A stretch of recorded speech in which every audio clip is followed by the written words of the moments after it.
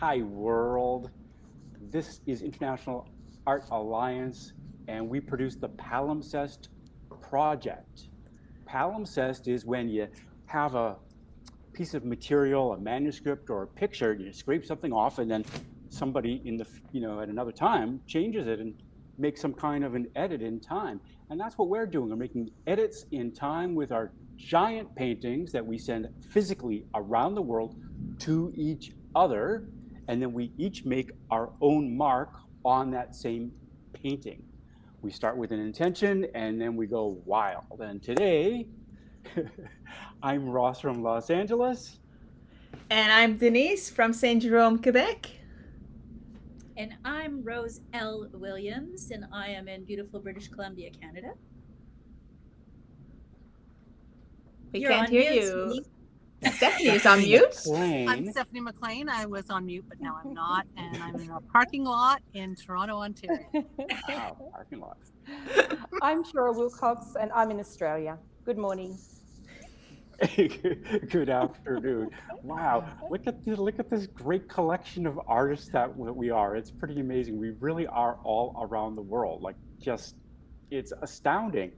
Um, when we speak to other artists and collectors, we have to bring out our self. We have to speak in our voice. Today, our lovely friend Cheryl is going to, I don't know, is it an instruction or somehow you're going to inform us about because you're a teacher, what you do with your techniques and how that informs you and your voice. Can you give us a little picture of that? What I'll be talking about today is more about how your technique and how your training can help in your art practice. So my history is that I was a high school visual art teacher. So when I retired, I actually was good at making lessons and being a high school art teacher. A lot of my own personal art skills were not at the forefront of what I was doing. So when I picked everything up again and I decided, well, I was asked actually by people if I would teach them how to paint and how to draw. So that's where it all came about. Yeah. So I suppose, and it's just the way that I adapted was to teach people, or perhaps people who were similar age to me, who had always enjoyed painting and drawing as a child, as a teenager, but then their life got in the way. And so I had people who were reaching out to me who wanted to become oil painters. And so they had a specific aim that they wanted to become an oil painter. And so I just sort of worked with that. So my concepts is that I like to work from simple geometric shapes. And so from objects that you can easily find around the house. So it'll be really, and one of the most simplest shape, I suppose, is a sphere, or it could be an ellipse with an lemon. And so I sort of start them off with really simple geometric shapes. And then you can do some fun things like, of course, you can cut them up into things like hemispheres. And then you can go into quarters. So we're working with these sort of simple shapes. If you would like, you can bunch them all up into a group. You can put a net over them. So the concept is that we have some of these simple shapes. We put them under a strong light. And the reason for that is that we can actually see what is dark and what is light. When you can see dark and light, then you can see shape, which is one of the most important things to be able to nail down. So then you can get your shape because you can see what is dark, what is light, and that brings you into the realms of painting. And so I can do simple things like I can use a hydrangea. But what we do is, rather than focusing on the detail, we will focus on this object as if it is a hemisphere. So we're simplifying the shape down into a hemisphere, and we are going to be able to paint it the same way that we would for an orange, with the light and the dark and the area of transition. You can do cupcakes. because you Sweet. have a very simple, almost like if you want to have a cone, but you can have a cone which is on top of it. So we're breaking down these sort of simple shapes. This subject is becoming more complex because you have overlapping. You can see where the light is coming from. Do you start when you're at that stage with your students? Do you start them with a limited palette as well? I have a palette which I give them, and I suppose it's not really that limited. It's lemon yellow because you need to have highlights because light is cool, so you need to have a cool yellow. It's cadmium orange just because it is so damn good. So we have cadmium orange. I have phthalo green, ultramarine blue, titanium white, alizarin crimson permanent. So that's our base sort of area that we start. However, if we feel now that they are doing things like landscapes, and if they'd like some cerulean blue, of course they can have some cerulean blue. But we have like a fairly limited 5-color. And this is really just to get them used to it, because if you put alizarin crimson with your phthalo green, you get a really dark black. If you want to add something like cad orange to it, then you can make burnt sienna. So that's not a bad sort of a palette to just get them used to it. And then I'm kind of repeating it all the time. You know, use your alizarin crimson, da da da da da, da da da da, so they get into the habit of what that area does, that what those particular colors do. Yeah. And I do things like, this was a project of the concept of how much water really cost compared to petrol. So I think that the water in this bottle, if you had a litre of it, would be about $12 a litre. Wow. If you get my drift. Anyway, so because it was so expensive, they had to paint it with the greatest care because it was such a valuable commodity. Good for So you. I love that.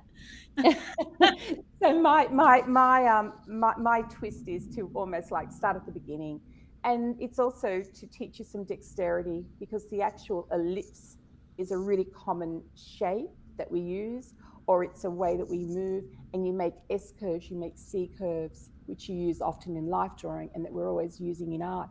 So it's how to move your shoulder and how to move your arm. And so I talk a little bit about that sort of concept also.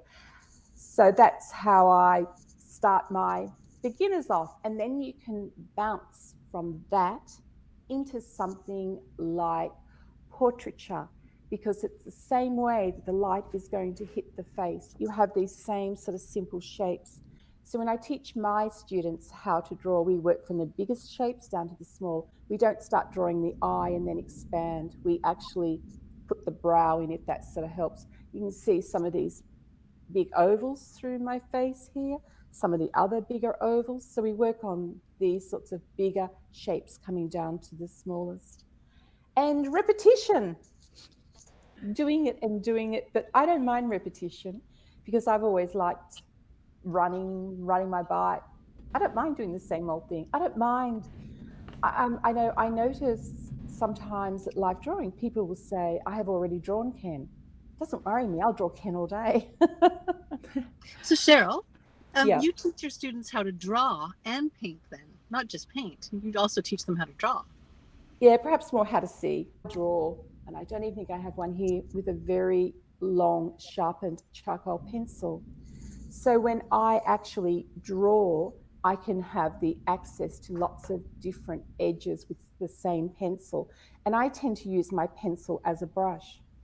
And what happens is, if you teach people how to draw with one of these very, like a General's or a Conti or a Wolf's Carbon pencil, which is sharpened to a long taper, it acts like a paintbrush. Mm-hmm. And so when they start to draw and you start to use this pencil and colouring in big areas of value all at once, you put it on the side, you just swipe it down. And it's really interesting how that training, when they start to paint, it's incredible. And you know what? It's only about a few bucks for a pencil, but when you start to paint, it's incredibly expensive, the comparison. And that is a lot of the technique that you can pick up by using one of these pencils will actually just go straight. Well, you'll take it, it'll transition into painting. But most of my students just go, oh my hell. They like to paint first and then they like to draw. Anyway. So I was wondering, because you mentioned when you started talking about this that when you retired, your art, like your own art knowledge and practice had sort of fallen by the wayside. Did you use these same things to get back into it as an artist? Yeah. I really just use drawing, and I simplify it because I was noticing how I was accumulating all these different, watercolor acrylics, and then you have flow medium, and it just goes on.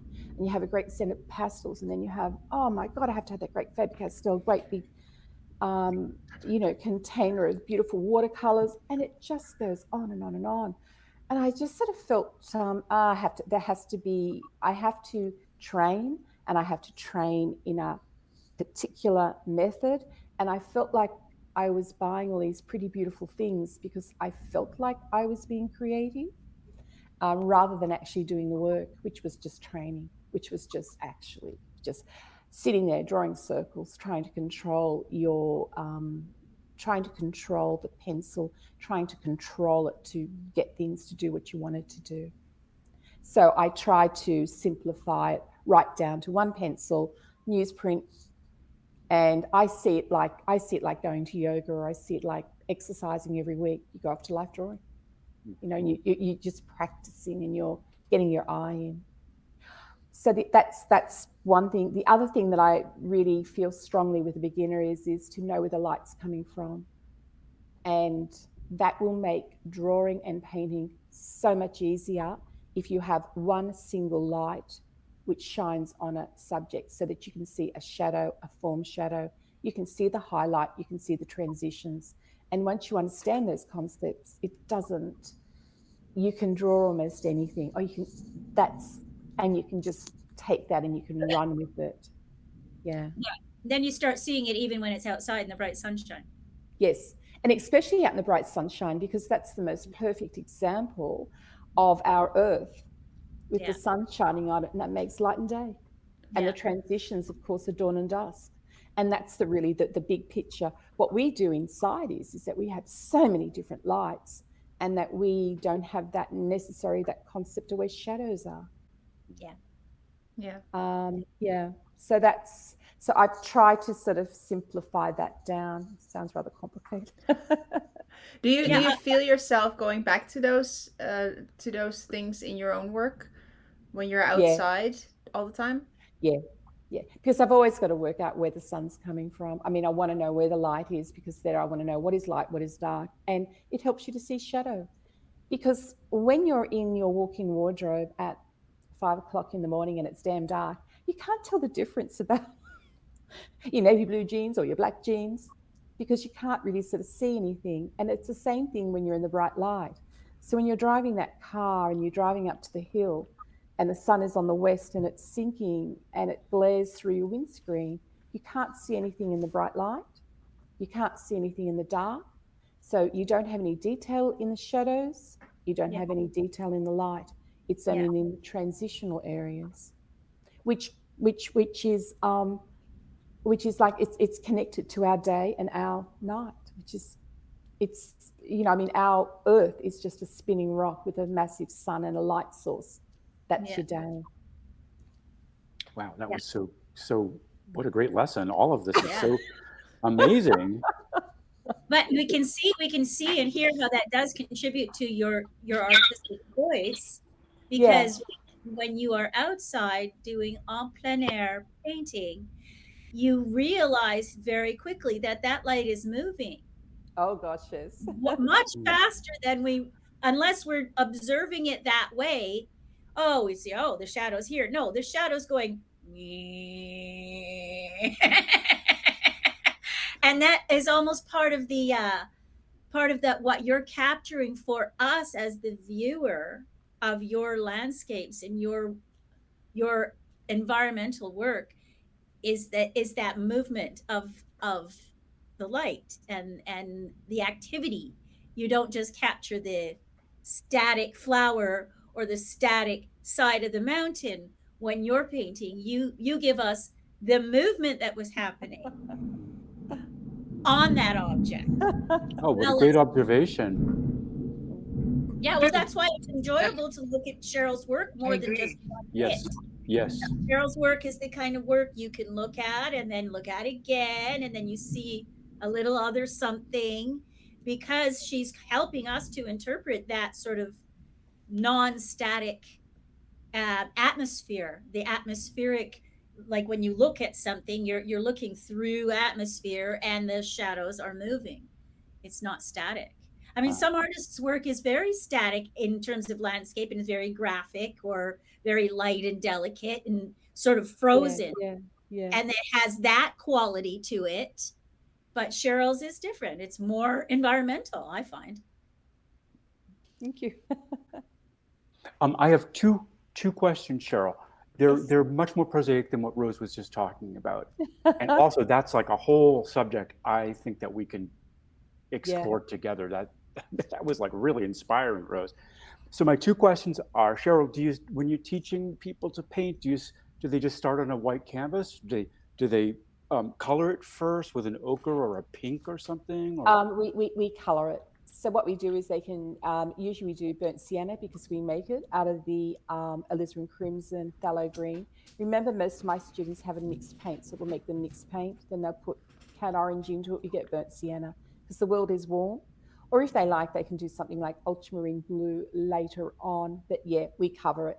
And then what we do is we do the pick out or you the do the what? Pick grisaille, out? Oh, you'll pick take out of the grisaille or with like the a oil painting. So we do a mid-tone, and then often we'll do a few sketches or no-tans, and while it's setting up, and then we'll use Gamsol to wipe out the lighter areas.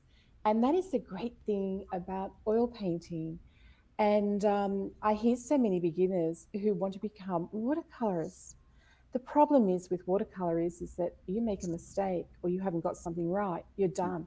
Mhm. The great thing about oil painting is that you can wipe it off. Yeah. And at that stage, you can change your shapes, you can work on it, you can do whatever you like with it, but you can wipe it off, you can start again. And also, I find that you can actually go in really dark, whereas many watercolorists don't go in dark. And so the paper is saturated with pigment, and you can't make that dark, dark, dark because you've only had one or two goes at it. You have to go in really, really dark and get your darks in. But a lot of people, when they're beginners, are very tentative. So they put in a really light tone, thinking it's dark. And so this whole concept of value is really difficult for a beginner with watercolor because you actually sort of use the paper as the white. You can't do any mistakes. It is just such a so I often see oil painting because of that ability that we can change stuff and I can wipe it off, and it gets better the more layers that you have anyway. With it. Yeah. But don't you think it's what you're used to too, Cheryl? Like for me, I've tried oil painting and I'm just like, geez, this dries so slowly and it's never gonna dry.